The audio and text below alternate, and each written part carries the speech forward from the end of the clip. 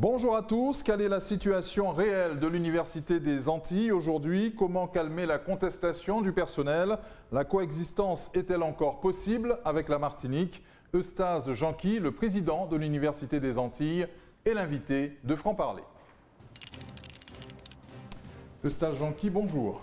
Bonjour, bonjour aux téléspectateurs, bonjour à la communauté universitaire de Guadeloupe et de Martinique. On a connu, professeur, situation plus calme au sein de l'Université des Antilles. Qu'est-ce qui justifie toute cette agitation? Vous savez, quand on restructure, on corrige les dysfonctionnements, forcément, on crée des mécontents. Et on ne peut pas restructurer l'université, mettre en place une université sans modifier les habitudes de certains. Et cela ne fait pas forcément plaisir. Oui, oui, c'est parce que il y a un train de réforme, de réorganisation, et donc ça passe pas. Je bouscule les habitudes. Et en bousculant les habitudes, bien évidemment, toutes les décisions que je prends sont des décisions qui sont validées par mes conseils, par les instances, et ce sont des décisions qui prennent leur source sur la loi qui a mis en place notre Université des Antilles. Quels sont précisément les éléments bloquants? Alors, on parle beaucoup de dysfonctionnement, mais il faut savoir, quand je suis arrivé à la tête de cette université, le 25 janvier 2017, j'ai trouvé une situation de crise à l'Université des Antilles. Je suis le premier président de cette nouvelle université. Il y avait le départ, effectivement, de la Guyane, il y a eu le scandale financier.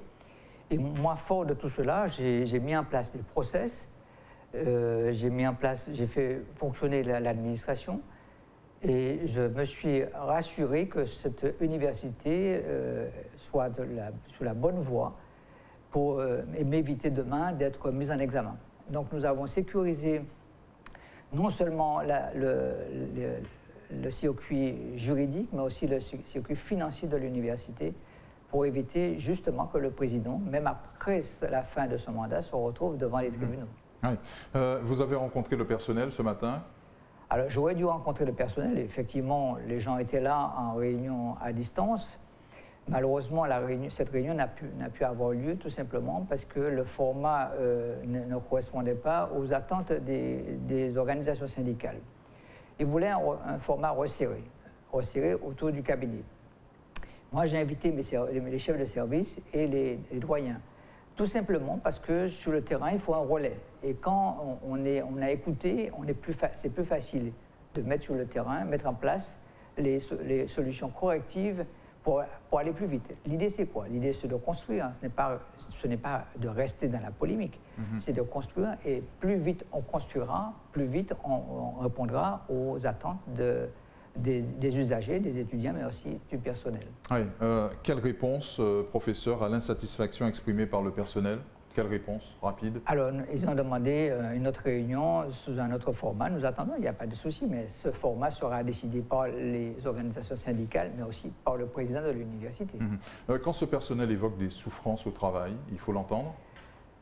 Monsieur Fandéré, je ne sais pas si je l'ai déjà dit, ou peut-être que vous le savez, je suis d'origine très modeste.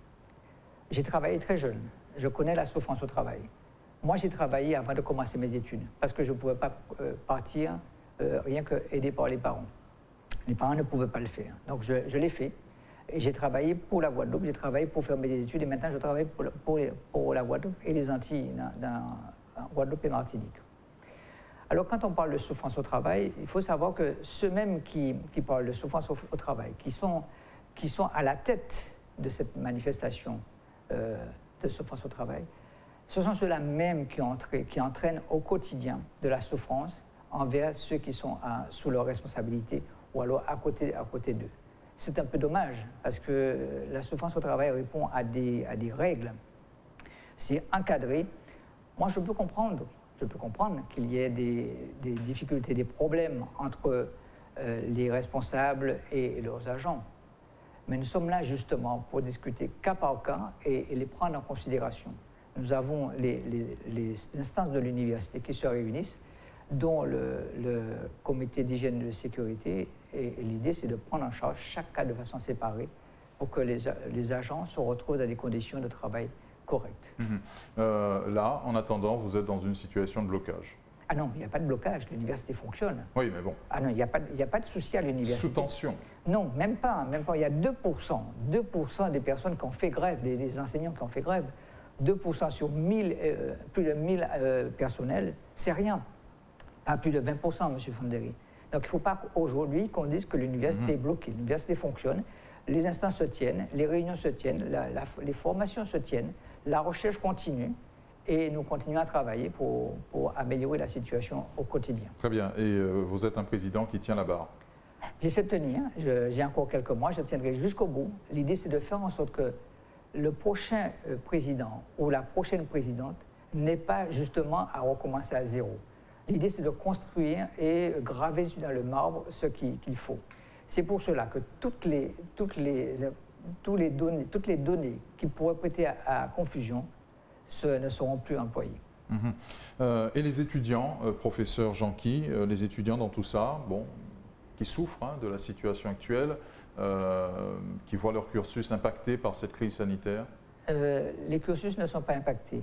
Concernant les étudiants, je vais dire que depuis le début de ma mandature, ma priorité a toujours été les étudiants. S'il n'y avait pas d'étudiants, on ne serait pas là. Donc, depuis le début de ma mandature, j'ai pris l'engagement, j'ai formé les étudiants qui font partie, qui nous aident au niveau des différents conseils. J'ai formé également les étudiants qui sont responsables d'associations sur les 2 territoires, Guadeloupe et Martinique. On s'est déplacés. On a mis en place, lors du confinement, des aides spécifiques pour les étudiants, pour leur permettre pour nous permettre de répondre plus rapidement à leurs besoins. Et à chaque fois qu'ils ont un besoin qui ne peut être géré au niveau des pôles, nous répondons présents à leurs demandes. Et à chaque fois qu'un étudiant remonte une information de satisfaction, et je suis heureux. Je suis très heureux parce que j'estime que je suis payé par les étudiants. Il faut savoir que les étudiants, il y a plus d'associations qui sont inscrites dans notre université depuis que j'ai pris ma mandature, et le nombre d'étudiants a augmenté. Et c'est bien pour cela que je dis que notre université rayonne non seulement dans ses murs, mais aussi à l'extérieur des murs antillais. Très bien. La coexistence avec la Martinique au sein de l'UA a atteint ses limites? Je ne suis pas sûr. Moi, je suis un président, je suis optimiste. Je suis très, très optimiste parce que je me dis, nous avons deux pôles. 2 pôles et j'ai tout privilégié l'université des Antilles.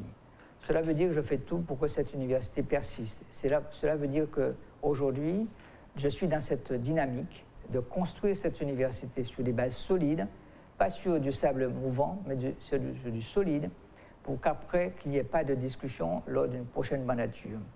Je pense qu'il y a encore quelques difficultés au niveau des pôles, mais il faut savoir que quand j'ai été élu, les vice-présidents étaient élus par leur pôle, par la partie du conseil d'administration des pôlaires.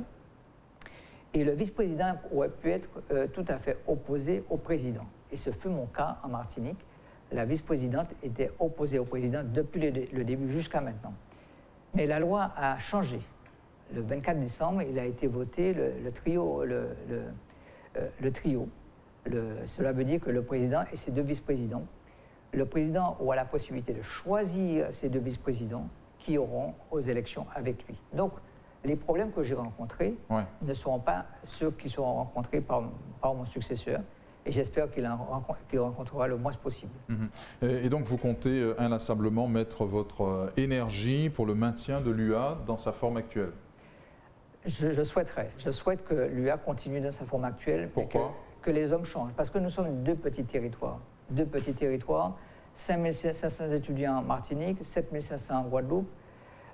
Ces 2 petits territoires vont pas évoluer en termes d'habitants, le nombre d'habitants. Vous savez très bien que le nombre d'habitants diminue chaque année au niveau de nos 2 territoires. Nos territoires vieillissent. Il ne faut pas croire que nous allons augmenter notre nombre d'étudiants. Et avec 5500 étudiants, 7500 étudiants, je ne suis pas sûr qu'on soit capable de faire de belles universités. Et est-ce que ce discours-là est entendu en Martinique? J'aurais souhaité qu'ils l'entendent. Je sais que récemment, un politique martiniquais Après même que j'ai rencontré le président de la CTM de la collectivité de Martinique, cette personne qui était là, qui a entendu mon désir profond de continuer cette université des Antilles, a été sur les ondes à demander l'université de la Martinique. Mais je pense que cette personne n'a pas réfléchi. Ou alors s'il l'a réfléchi, c'est un suicide pour le pôle Martinique. Oui, d'où ma question sur cette coexistence. Quand il y a autant d'hostilité. Alors si on devrait arriver vraiment à 2 universités, moi ce n'est pas sous ma mandature. Je me battrai jusqu'au bout. Et si on devrait y arriver, eh ben, ceux qui ont voté cette scission prendront leurs responsabilités. Que ce soit les universitaires, que ce soit les politiques, bon, ils vont assurer après, mais ils auront des comptes à rendre à nos étudiants et aux parents des étudiants. Très bien. La dernière réforme des statuts de l'UA a donc mis un terme à la règle non écrite de l'alternance de la présidence entre la Martinique et la Guadeloupe. Il était vraiment temps de clarifier cela? Alors, il faut savoir que l'alternance n'a jamais existé. C'était dit, mais n'a jamais existé, ni jamais écrit. Donc, moi, je sais que depuis 11 ans, il n'y a pas d'alternance. Depuis 11 ans, la présidence est assurée par la Martinique. Preuve qu'il n'y a pas d'alternance. Ce n'est pas écrit dans la loi. Je pense qu'il ne faut pas utiliser des mots, il ne faut pas utiliser des expressions qui n'existent pas dans la loi, qui pourraient permettre à chacun, au moment où ça l'arrange, de revenir ou de ne pas revenir sur le mot alternance. En tout cas, les choses sont claires maintenant. Pour moi, les choses sont très claires. Et comment voyez-vous, Eustache Janqui, l'évolution du pôle de Guadeloupe, spécifiquement? Le pôle de Guadeloupe, comme le pôle de Martinique, évolue. Moi, je parle toujours au nom des deux pôles. Je suis président de l'université. Et nous faisons comment dirais-je, une progression au niveau des deux pôles. Et quand je fais quelque chose en Guadeloupe, je fais en Martinique. Peut-être pas la même chose, mais je fais un geste en Martinique. Il y a une action qui est menée pour éviter justement qu'on dise on fait pour un pôle et pas un autre. Je rappelle bien que je suis là pour les 2 territoires et jusqu'à nouvel ordre, je n'ai jamais parlé de la Guadeloupe sans parler de la Martinique. Je n'ai jamais fait la politique d'un pôle, je fais la politique des 2 territoires et l'idée c'est de faire en sorte que les 2 territoires fonctionnent en même temps. Et comment voyez-vous la complémentarité entre les deux? Alors, comment l'améliorer? Cette complémentarité se fera plutôt au niveau de la pédagogie. Cette année, nous avons expérimenté le confinement, les cours à distance, et je pense qu'on ne va pas tout faire à distance, mais il faudrait capitaliser sur ce qui a fonctionné. Nous avons des étudiants sur les 2 territoires. L'idée, c'est de faire en sorte que les formations qui ont lieu en Guadeloupe ne soient pas forcément les mêmes que celles qui sont en Martinique, et que les étudiants, quel que soit l'endroit où ils se trouvent sur les territoires, puissent bénéficier des cours effectués sur l'autre territoire, rien que par les moyens de technologie moderne. Et du coup, il y aura cette complémentarité et les étudiants qui ont accès à beaucoup plus de formations que celles qui existent sur leur territoire. C'est ça l'objectif et ce que je souhaite faire.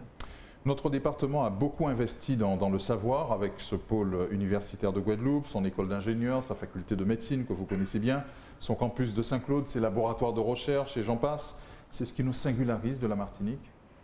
Mais vous allez sur un terrain qui n'est pas le bon, parce que la Martinique, il y a des choses aussi. Il y a des choses, il y a des laboratoires. Vous êtes un ardent défenseur de la Martinique. Non, je défends pas un pôle, je défends les deux. C'est bien, c'est à votre honneur. Il y a des laboratoires de recherche sur les 2 territoires, et les 2 collectivités donnent pour le développement de leur territoire.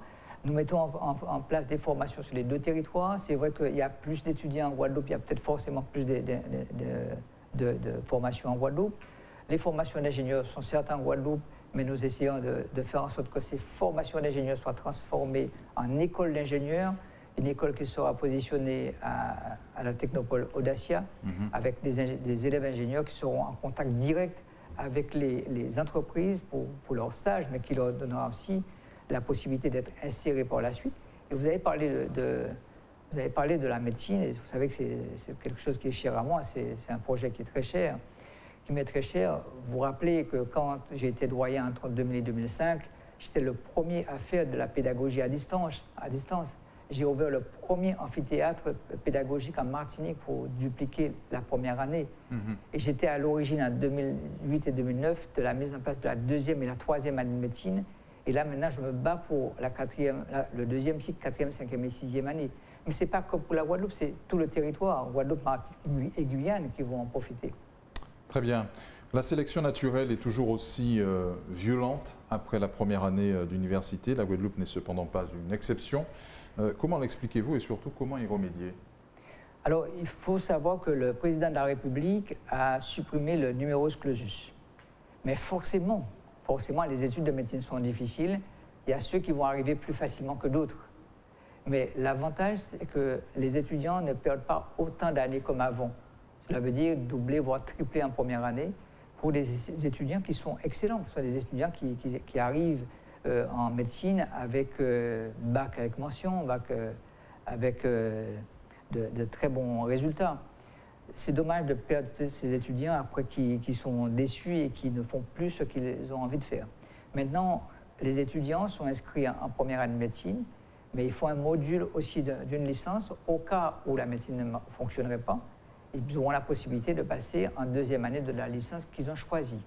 Et puis, pour diversifier les étudiants qui arrivent en médecine, il y a d'autres qui vont arriver à partir de licences, droit, lettres, sciences et autres, qui vont arriver en ayant fait une mineure santé.